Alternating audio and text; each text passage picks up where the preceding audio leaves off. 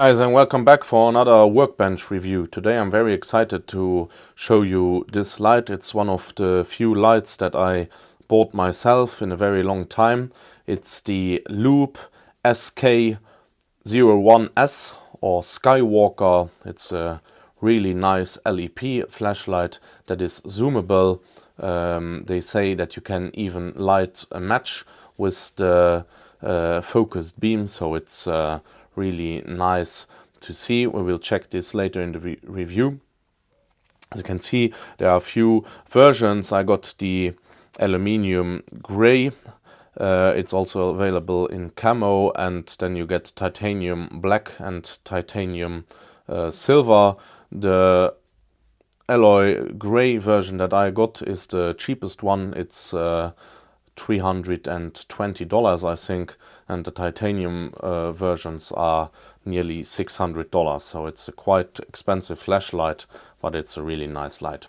The box comes in a plastic film, which I already removed for the review. So it's a nice sturdy cardboard boxing, and then we have a really fancy manual in English and Chinese. So we will have a look at the manual later. And then we have the SKYWALKER itself. It's a really fancy light. It has one tactical ring on top, which is also working as a spinner, so you can use it as a tactical light. You have a second spinner on the front, so it's really fun to play with this light. And then you can adjust the length of the handle, which is also quite fun because you can just clip it up and play with it. Pretty cool. Really nice finish. And then we have a USB-C cable for charging the battery. It's running on one 18350 battery that has a built-in USB-C port. And then we have a little bag with accessories.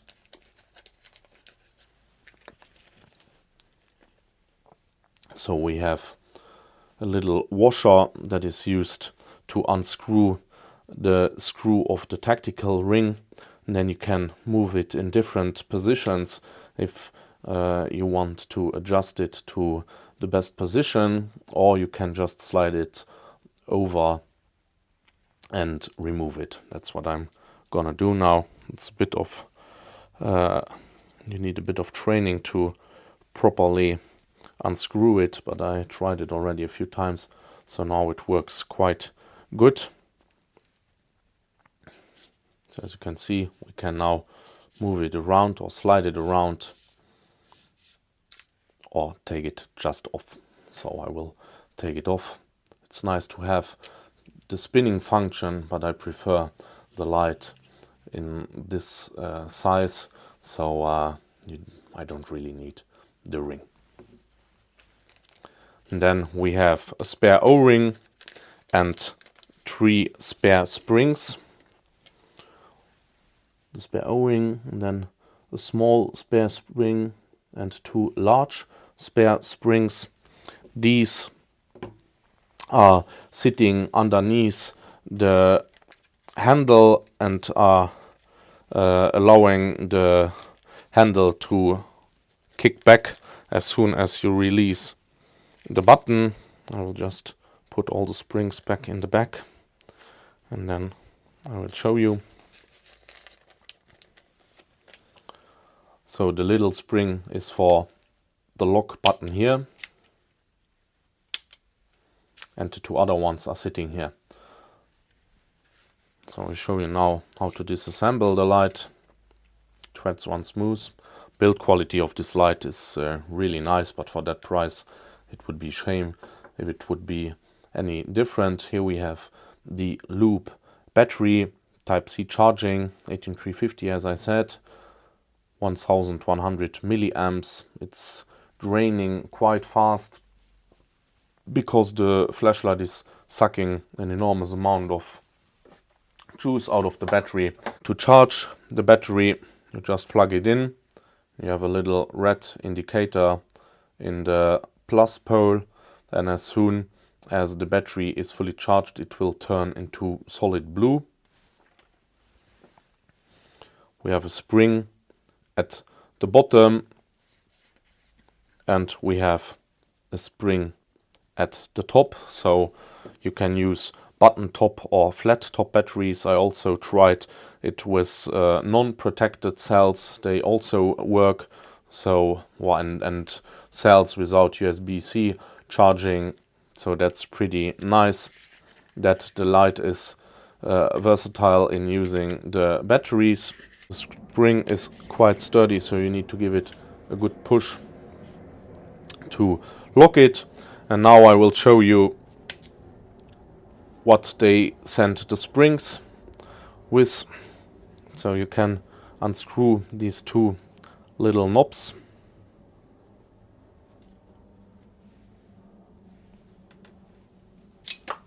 And then you can just slide open the cover. Now the top button just flew out. So here is the spring and the top button. So this one is sitting inside this piece. And then we have the little springs with a brass insert that are installed in these little knobs. To mount everything back together,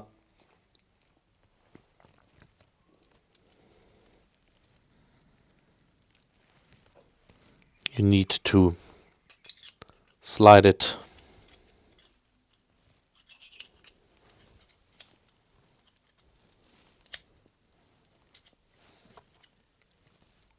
very gentle over, and then everything is back in place.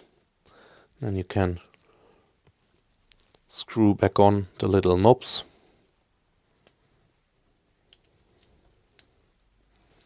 So as I said, it's very nicely machined and also very thoughtful that they send you some spare springs, because I think a lot of people will just play with this mechanism all day long, and then well, the springs can wear out. We also have some really nice details at the switch at the back. It's like a magenta or purple glass pearl. I don't know what it is. I show you if I turn the button on.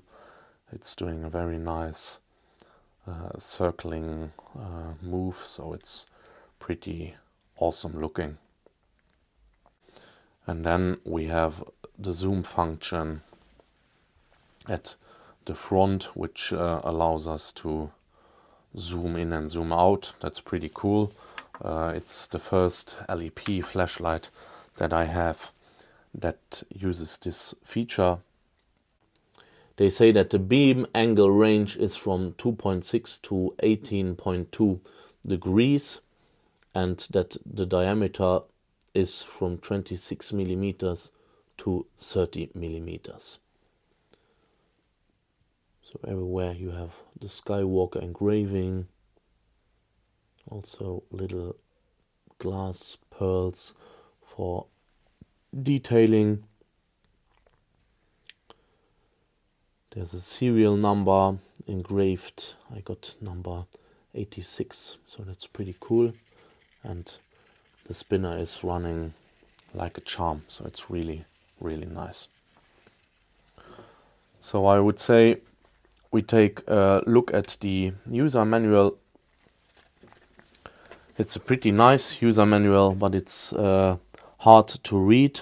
So they say it's a 20 watt LEP module that applies up to 910 lumens and provides 1600 meters of maximum beam distance. They say that it's a customized optical glass lens. And then here we have the explanation about the little glass beads.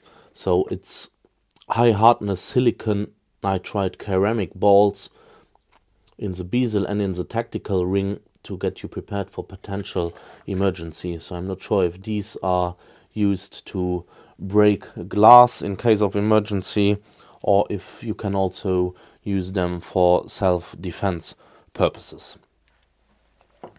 For the technical specifications, we have a turbo mode with 910 lumen for 13 seconds, and then it dims down to the high mode with 450 lumen or something in between. I will measure it in my ulbrichtball. Then we have the high with 450 lumen, low with 100 lumen, an echo mode with 10 lumen, and a strobe with 910 lumen. Intensity is 640,000 candela, maximum beam distance 1,600 meters, impact resistant to 1 meter, but I would never drop this beauty because then you will get scratches and so on, and it's really a shame for such a nice and expensive light. They say waterproof according to IP67. I will, however, not submerge this one. And then they say that you have the battery with the USB-C charging port, and then battery charging, battery status indication. So if you turn on the light, you have the blue light. That means that we have more than 30% left in the battery. If this one switches to purple light, it means 10 to 29%, and below 10% it's a red light, and you need to know that you need to switch the battery as soon as possible. The weight for the aluminium version is 222 grams without the battery, 248 with the battery, and then the titanium version is 276 without and 302 grams with the battery. The length is 126 millimeters and diameter 43 millimeters. And that gets us to the user interface of this light. So they say you have a mechanical lockout for the switch if you just pull back the battery tube or the body extension, and you can also lock the light with a quadruple click. Then the light will blink and not turn on, and with another quadruple click it will again unlock the light. So that's pretty nice that you have both possibilities. Spinner is so much fun. You can always play with the light, so it's really cool. Turn the light on with a single click, keep the button pushed. You can swivel through the high and low mode. Turn the light off with a single click again, keep the button pressed, will activate the echo mode or the lowest mode, which you barely see in my studio lights here. And to activate turbo, it's a double click, and then you have 30 seconds of full power. You can also activate it from the on state, so turbo is always accessible. That's pretty cool. We also have the possibility to activate the light effect in the button. So you need to push the button down for about 2 seconds. The light is off. I will dim down the light so you can better see. And now we can choose from 5 different output modes or different lighting modes. So that's pretty cool.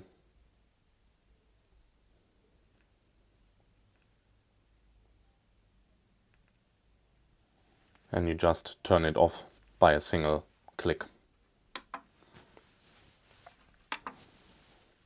I now activated the red mode. Will turn off the light, turn on the light, and then once the light is turned on, it also saves the setting that you choose for your switch backlighting. So that's pretty cool, so that you can customize the light. I want to show you a little comparison between the other two LEP flashlights that I already have in my possession. It's the AceBeam W10 and the Phoenix HT30R. Both also very nice LEP flashlights. The Phoenix only has 2 light modes and the AceBeam only has 1 light mode, and they are not zoomable, so you can't start a match or a fire with these. So there we have less cool features, but still they have a much bigger battery, so if you need it for search and rescue, these are the better choices.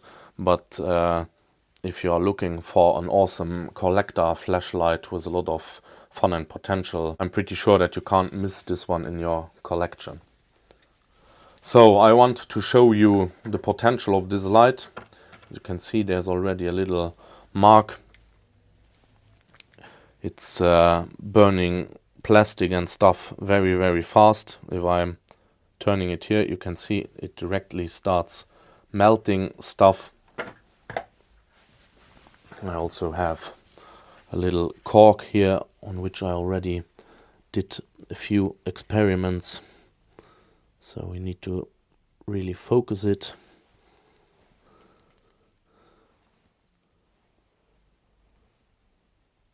And then we have immediately smoke coming up, so that's really, really nice.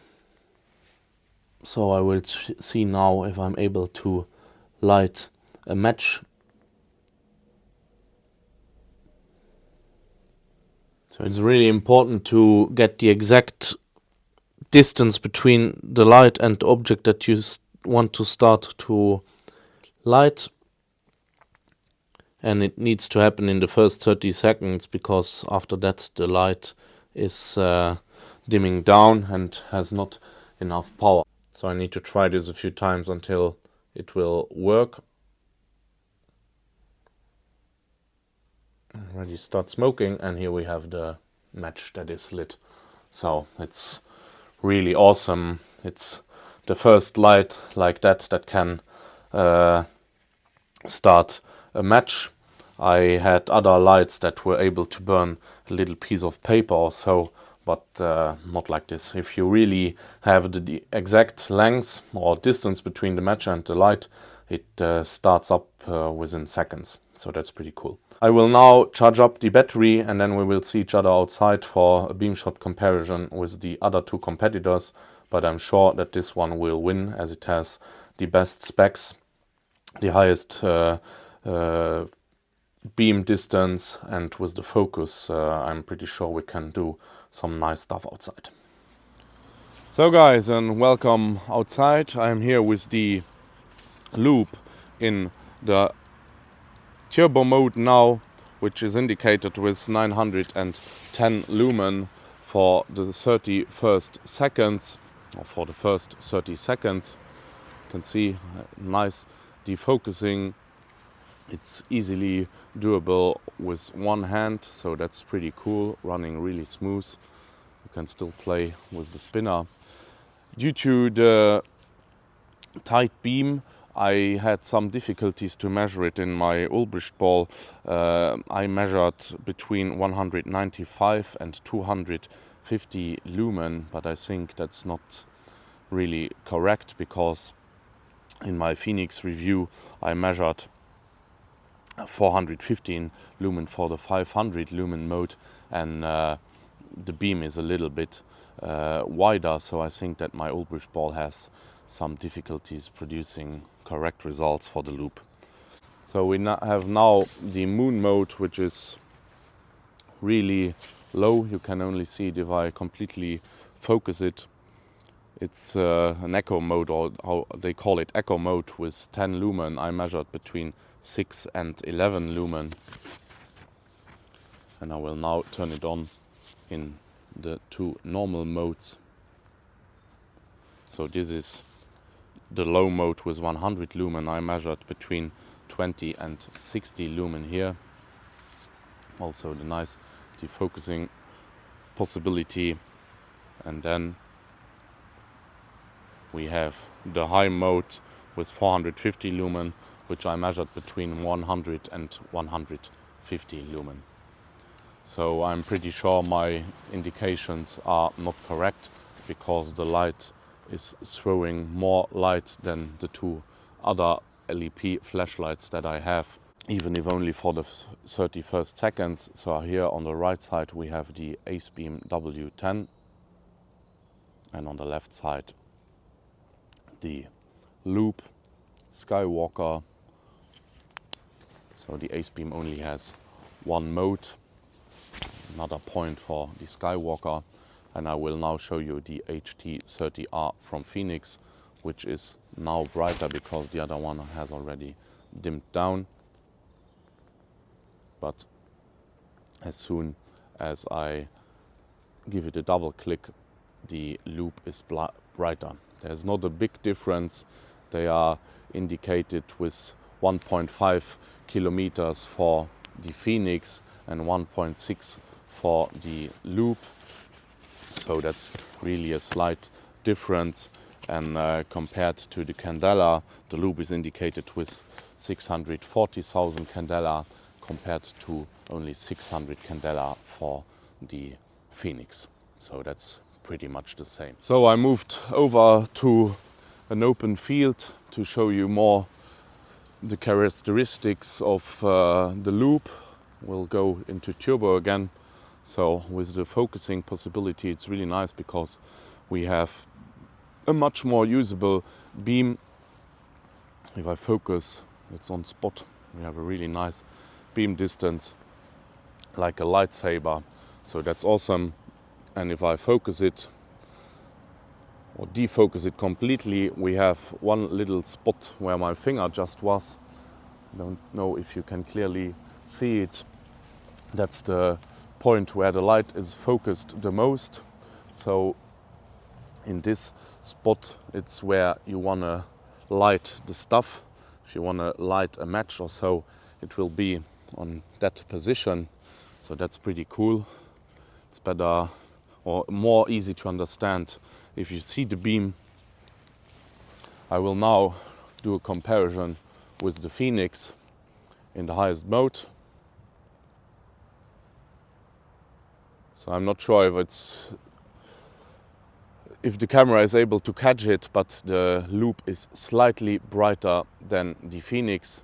The Phoenix I tested from the balcony of my sister's apartment in Amsterdam, and it reaches 1.5 kilometers. It's crazy. So the loop will do the same. Here on the right side we have the AceBeam W10. I will reactivate the turbo on the Loop SKYWALKER, so you can see that the loop is the clear winner here. So it's really nice. You can do some nice light shows with these lights, and it's awesome for playing around. So that's pretty much it. I will just show you the strobe mode, which is activated with a triple click. I did not show you that earlier in the video.